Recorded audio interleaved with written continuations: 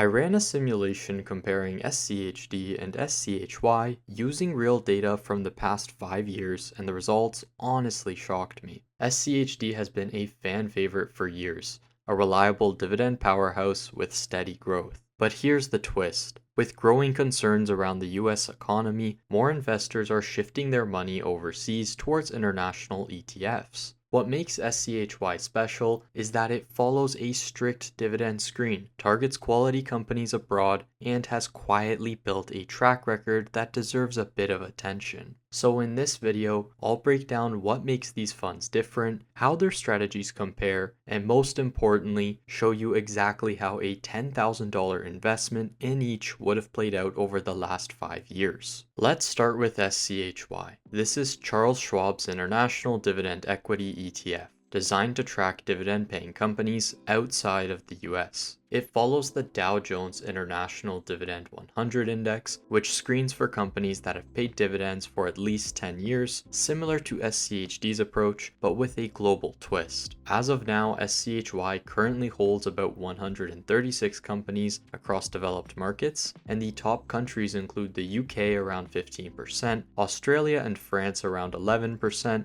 and Japan at 10%. So you're getting exposure to major economies beyond the US. The sector breakdown looks like this. Financials, consumer staples, and communication services each make up about 15%, followed by industrials at 12% and healthcare at 11%. This is a bit more balanced than SCHD, which has recently shifted a bit more towards the energy sector. Some of SCHY's largest holdings include global giants like Enel, Ono Pharmaceutical, Vinci, and Unilever, companies with international reach and reliable dividend histories. Now let's talk about dividends. SCHY's starting yield is around 4%, which is pretty attractive, but here's where things get tricky. The 12-month dividend growth is actually down 7%, while the 3-year growth is up around 34%. That volatility is partly due to SCHY being a newer fund. It only launched in 2021, so we don't have a 5 or 10-year track record just yet. As of price performance, SCHY is up 10% so far in 2025, but if we zoom out, its total return since inception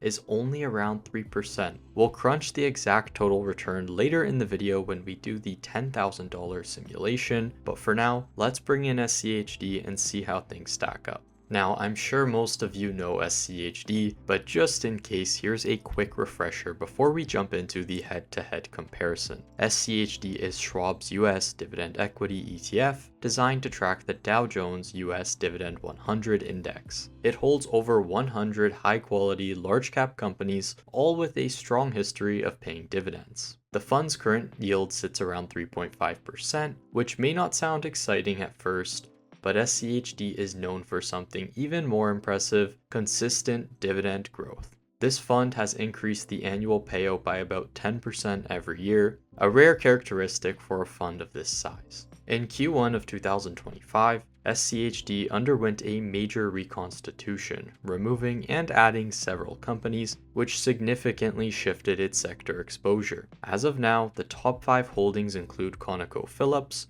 Chevron, Verizon, Coca-Cola, and Bristol-Myers. That means energy now makes up 21% of the fund, followed by consumer staples at 19% and healthcare around 15%, a noticeable difference compared to previous years. In terms of performance, SCHD is down about 6% in 2025 so far, but over the past 5 years, it's up nearly 50% in the share price alone, and that doesn't even include dividends. So now that we've broken down each fund, let's see how they actually compare head-to-head. Since SCHY was launched in 2021, we'll be running the $10,000 investment simulation for both funds starting in that same year. We're going to assume that all dividends are being reinvested to give a true picture of the total return. And for transparency, we pulled the price and dividend data directly from Yahoo Finance. Let's kick things off here with SCHY. It launched in April 2021, so that's where we'll begin the $10,000 simulation. At the time, it was trading just over $25 per share, which would have given us around 400 shares. And by the end of 2021, thanks to some price appreciation and a couple of dividend payments, the total return would sit around 4%. Now let's look at SCHD over the same period. Coincidentally, it was also trading around $25 per share, giving us approximately 400 shares. By the year end, SCHD would have delivered a return around 6.2%, a combination of solid dividend payouts and some price growth. But next is where things start to get interesting.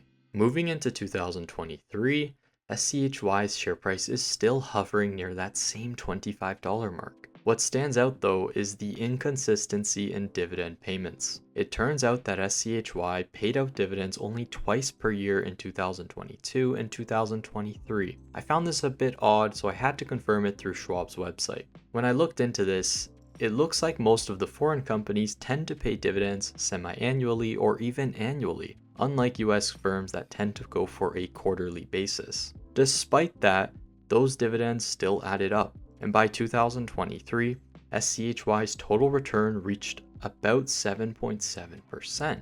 SCHD, on the other hand, maintained a steady quarterly dividend payout with more consistent performance, but due to some market declines, the total return in 2023 actually dipped to negative 1.4%, putting it behind SCHY at that point.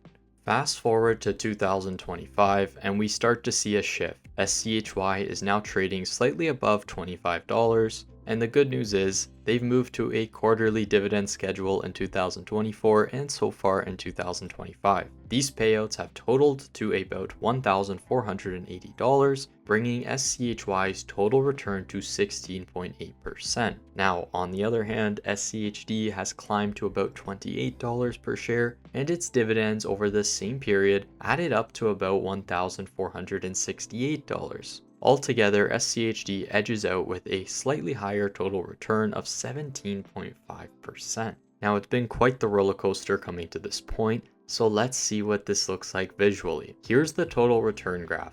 SCHD is in the blue and SCHY is in the red. You can see that SCHY is a bit more volatile, especially in 2022, while SCHD looks like it held up a bit better. But by Q1 2025, they're nearly neck and neck. Now, visualizing the dividends, this tells a very different story. SCHD shows a steady upward climb in the blue, reflecting those consistent payouts, while SCHY, shown in the red, is a bit more sporadic. Those 2 years of skipped quarters really show, but when SCHY did pay, the amounts were significant, and in 2024, they even pulled slightly ahead, with about $2 more in dividends than SCHD over this timeline.